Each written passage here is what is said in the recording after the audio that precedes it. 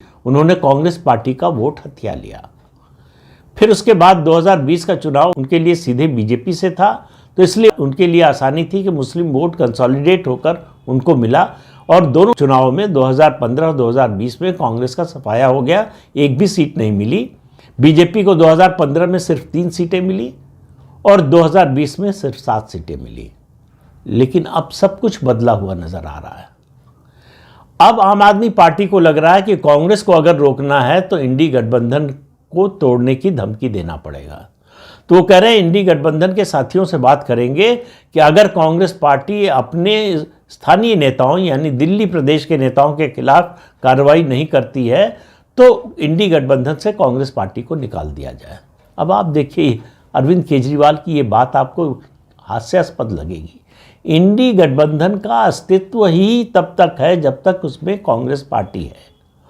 Congress party के बिना इंडी गठबंधन का कोई मतलब ही नहीं है, कोई औचित्य नहीं है और उसका कोई आधार नहीं है। आम आदमी पार्टी उससे निकल जाए, कोई फर्क नहीं पड़ता उस गठबंधन पर। लेकिन अरविंद केजरीवाल की गलतफहमी और अहंकार का स्तर देखिए कि वो सार्वजनिक रूप से ये बात कह रहे हैं कि वो इंडी गठबंधन के साथियों से कहेंगे, साथी दलों से कहेंगे, और उन्होंने 24 घंटे का अल्टीमेटम दिया है।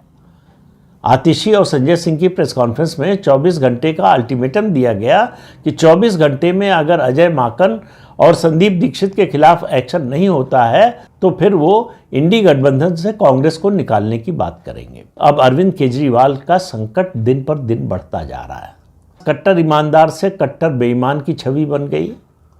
घोटाले पर घोटाले सामने आ रहे हैं, एक के बाद एक झूठ बोलने की कोशिश कर रहे हैं। खैर, वो उनकी राजनीति का जो है अभिन्न अंग है, उसके बिना उनकी राजनीति चलती नहीं है।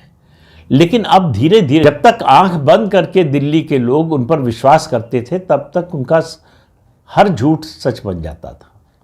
अब परिस्थिति बदलने लगी, उनको समझ में नहीं आ रहा है कि हो क्या रहा है। उनके लिए मुश्किल होती जा रही है कि अपनी बात से लोगों को कन्विंस कर सकें। अब लोग फेस वैल्यू पर लेने के लिए तैयार नहीं है अरविंद केजरीवाल की बात, इसलिए उनकी समस्या और ज़्यादा बढ़ गई है।